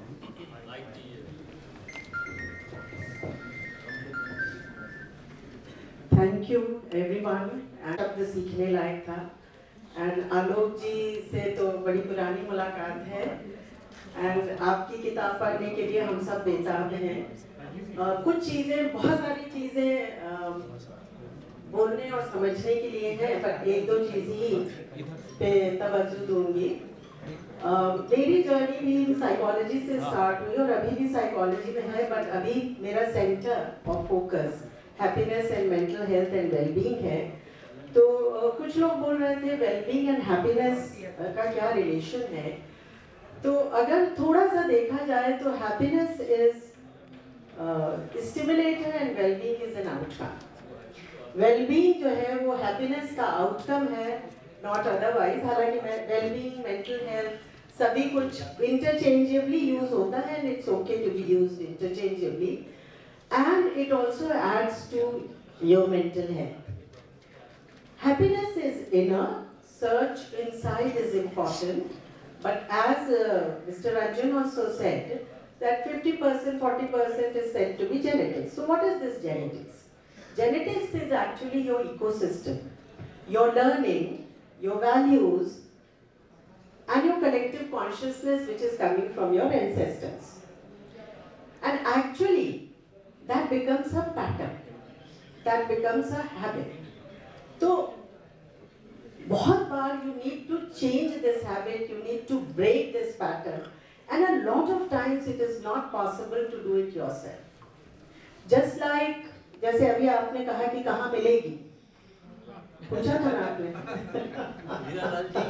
तो एक तो आप सबके पास है, जितने audience है, हीरालाल जी सबके पास है, पर साथ में there are a lot of techniques to search it, there are a lot of techniques to find it, and if you can't find it yourself, please take professional help to release and rejuvenate yourself, because a lot of things, a pattern has to be broken. An emotional pattern is always a learned thing and it keeps on carrying. तो जो लोग देखिए जब बच्चा पैदा होता है तो बहुत इनोसेंट और हैप्पी होता है, पर धीरे धीरे कंडीशनिंग उसकी जो होती है कि वो अनहैप्पी होना या तो सीख जाता है या हैप्पी होना सीख जाता है. It depends on the ecosystem. तो वो पैटर्न अगर उसने सीख लिया है तो उस पैटर्न को खुद ब्रेक करिए या किसी से हेल्प लेके ब्रेक करिए. जैसे बुखार 4 दिन यदि ठीक नहीं होगा क्रोसिन से तो आपको डॉक्टर के पास जाना पड़ेगा. Thank you. Yeah, gentlemen. I've often heard you speak about ethical dilemmas, but today my question to you would be that do you see the happiness dilemma somewhere? And there is an anecdote you like to share. मैं कह रहा हूँ कि मैंने आपको अक्सर सुना है ethical dilemmas के बारे में बात करते हुए across platforms. So is there a happiness dilemma somewhere that you like to elaborate on?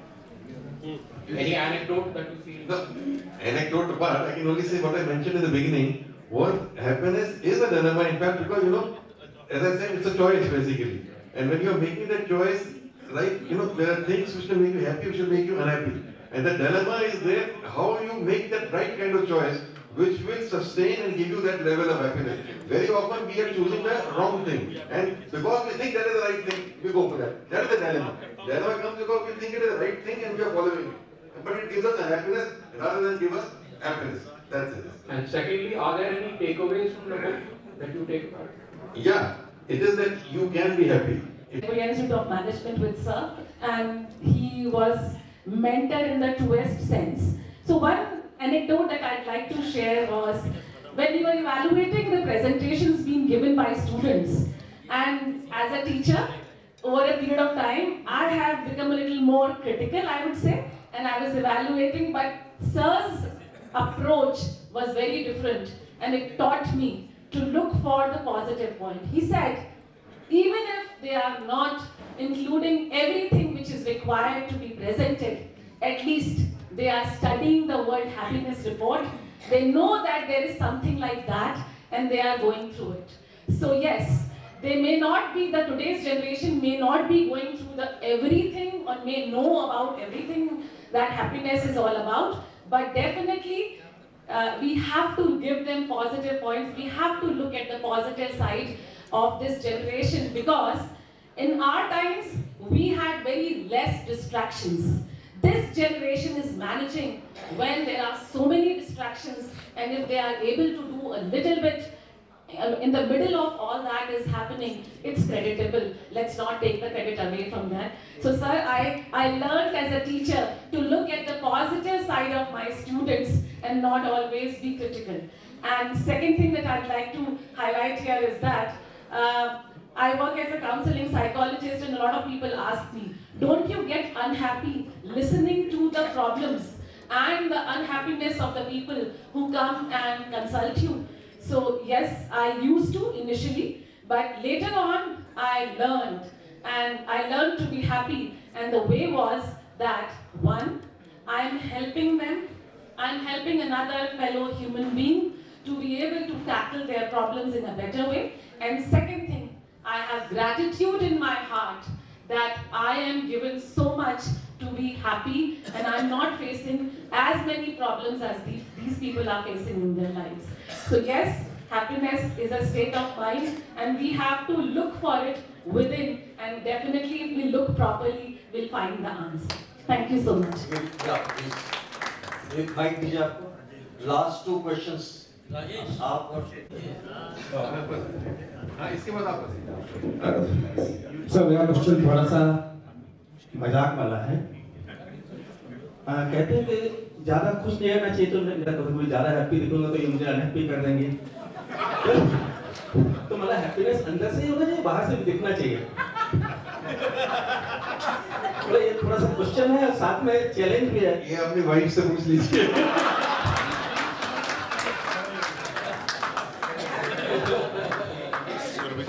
Last but not the least. आलोक भाई, Congratulations to you for having written this.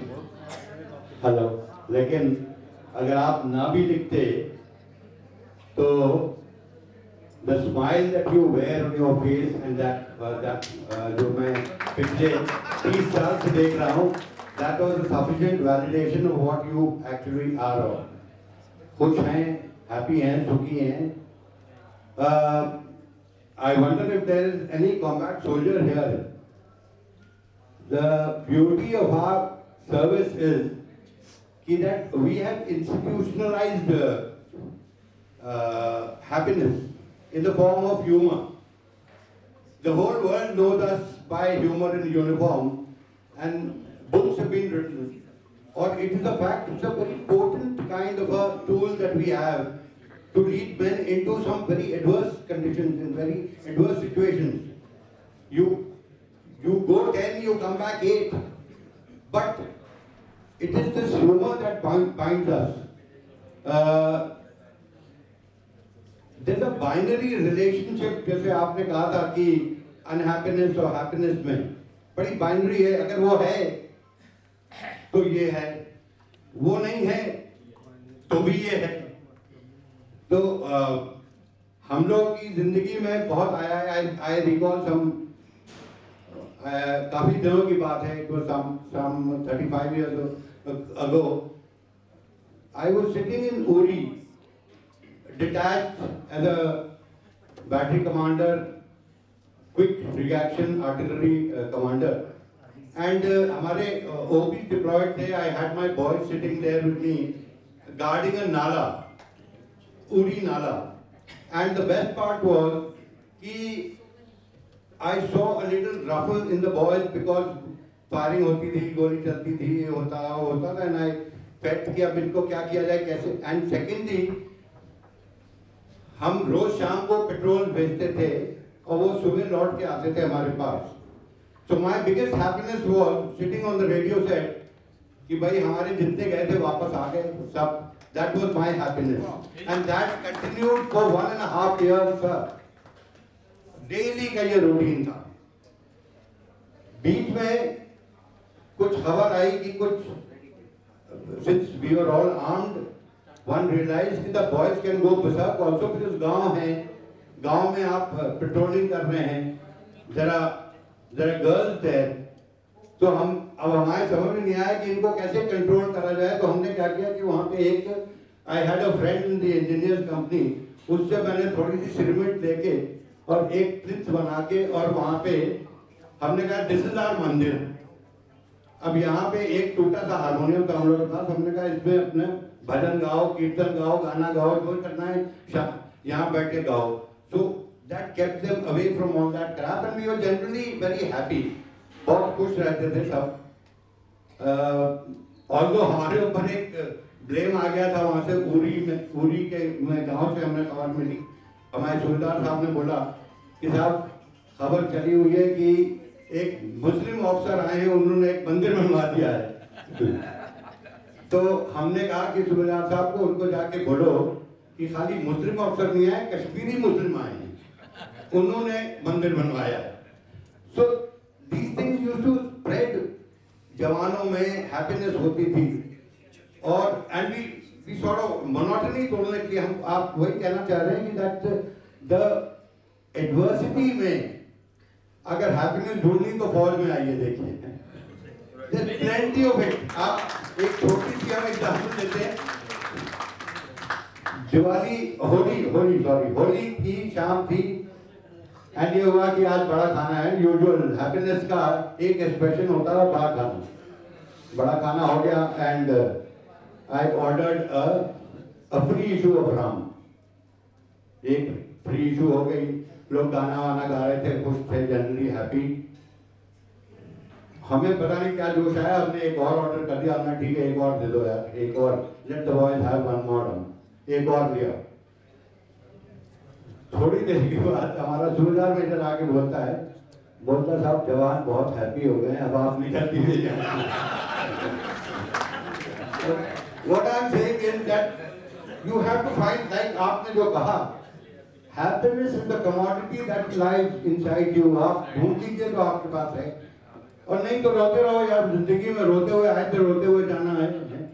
तो हैप्पीनेस तो हमें ढूंढनी है। Thank you. Last question. Questions were over. So just to tell you the secret behind Mr. Alok Ranjan's happiness and well-being and the ever-smiling face is the lady sitting just right here.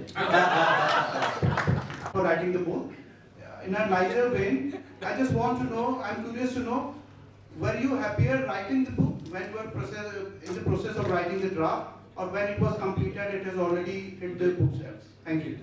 Things come to an end. I think as far as happiness is concerned, it's kind of a state of being. कभी नियमों में बांध करके happiness मिलती है और कभी नियमों को तोड़ के हैप्पीनेस मिलती है। हम सब इसको डिस्कवर करते रहेंगे। I think I request Alok Ranjan ji for his closing comments. We have said enough for what I had to say. I only want to thank you all for making this a very happy evening for me. And I hope I have been able to make you happier. And that's the only takeaway from this meeting. And once you go back from here, you are feeling much happier than you when you came into this hall. Thank you very much. And I think we end with the vote of thanks. He told that LMA conducts so many series of happiness, and we have many panelists also here. Vinda Ghosh, Dr. Vinda Ghosh, Professor Madhurima Pradhan, and Dr. Manju Agarwal, and Fakre Azam sir, and not least Alok Ranjan sir. So जितना भी conclusion इतनी series हुई है happiness की, जो मुझे समझ में आता है कि happiness is all depend upon your thoughts. अगर आपके विचार कैसे हैं, it's always depending upon your thought. If you thought positive, happiness will come. If you thought negative, you will be unhappy. So it's a beautiful quote by Shri Paramanand Hans Yoganand ji. He said, आप इतना खुश रहिए कि सामने वाला सोचने पर मजबूर हो जाए कि यार ये इतना खुश क्यों है। So at the end of these words, I will invite DGM sir, Union Bank of India, for the vote of thanks. Learned, distinguished panelists, distinguished and learned guests.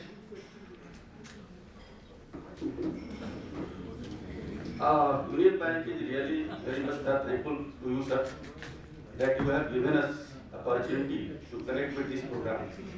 And we congratulate you, sir, also, sir, for writing this wonderful and very relevant book.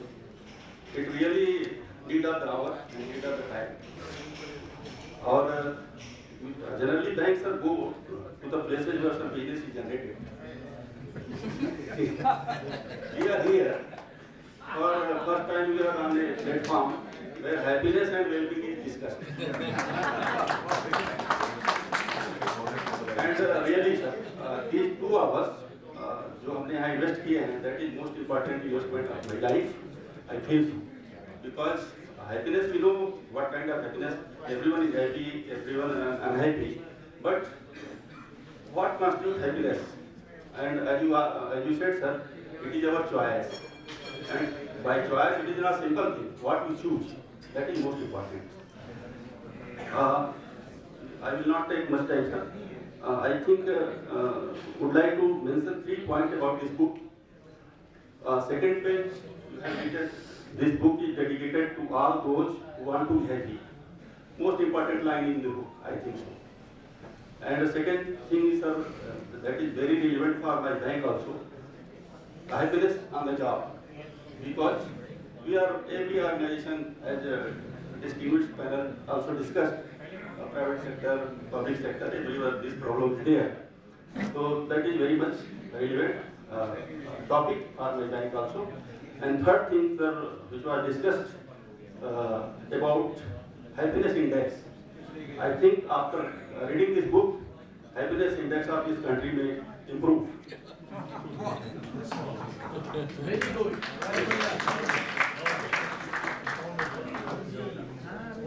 बहुत सारे यहाँ journalist senior लोग बैठे हुए देख कर बड़ी खुशी होती है मुझे।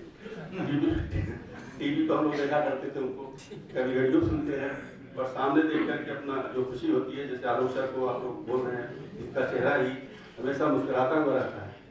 हम लोग छोटी थियरी करते हैं कि अगर आपको हमेशा खुश रहना है तो आप ऑलवेज आप फेक स्माइल क्रिएट करिए, और धीरे धीरे वो स्माइल आपका हैबिट में आ जाता है। हाँ, फेक नहीं, बट एक क्वेश्चन आया कि आप बुक के सब लिखते समय ज़्यादा खुश थे या बुक पब्लिश हुई तो ज़्यादा खुश थे। बट सर अगर बुक लिख रहे हैं हैप्पीनेस थे, निश्चित रूप से हैप्पीनेस उसके नेचर में है। तो दिस इज आल्सो कॉन्फिडेंस, सब खुश हो जाएंगे। Yes sir, and I am thankful to Kiran Chopra sir for coming here and sharing his thoughts on happiness and sharing his own experience of how he is creating happiness in our organization.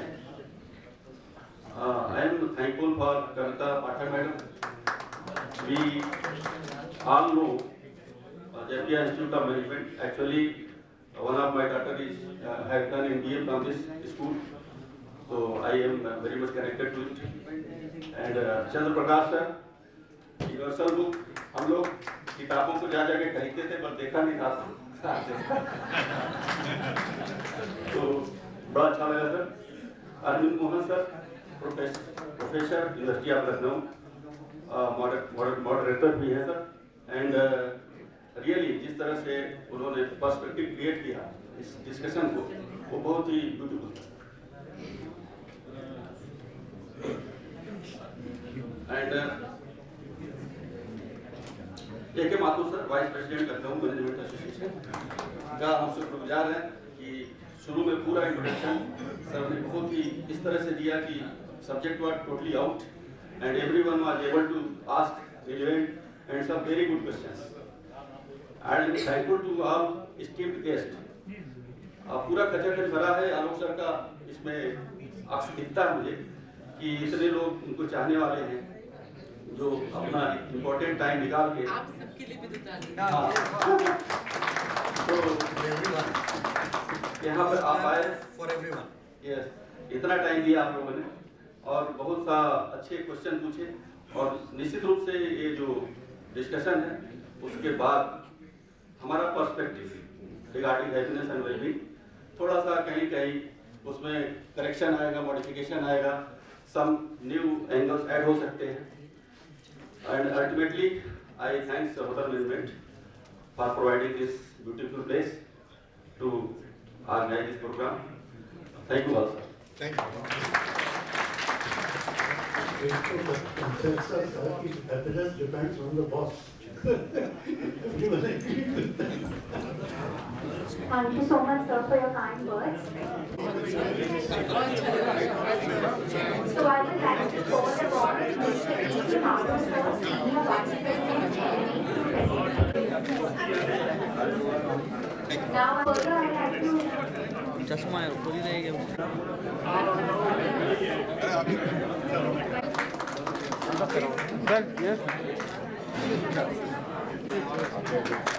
Lastly, I would like to call upon Colonel John East Famous Sovereign Ma'am, General Manager,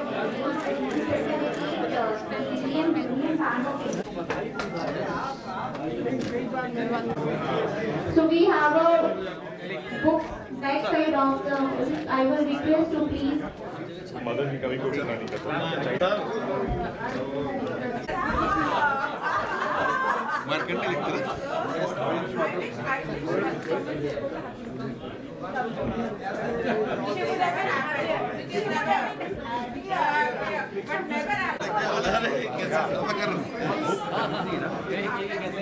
मैं आ गया था पीछे पीछे हो गया था।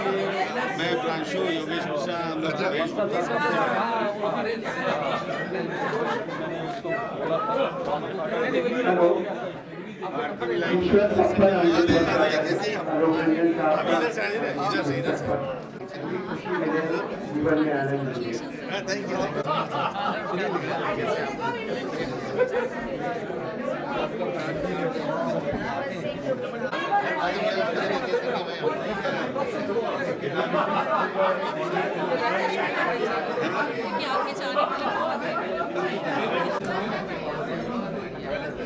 I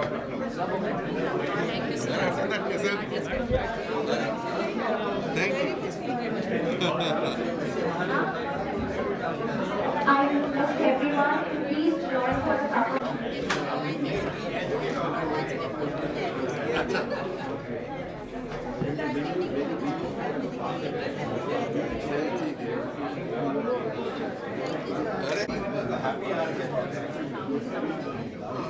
जो तुम्हें गाना है वो गाना।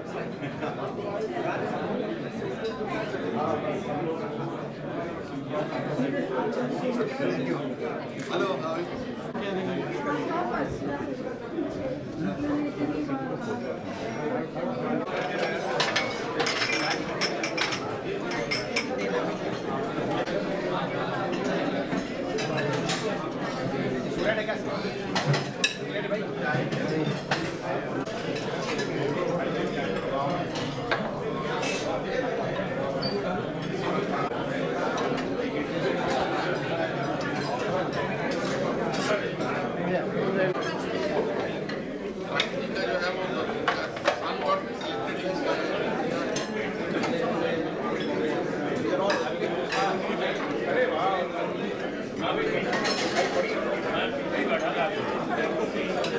सज्जनों और बंधुओं भाइयों सब पर ईश्वर अमृत वर्षा करे और आलोक रंजन से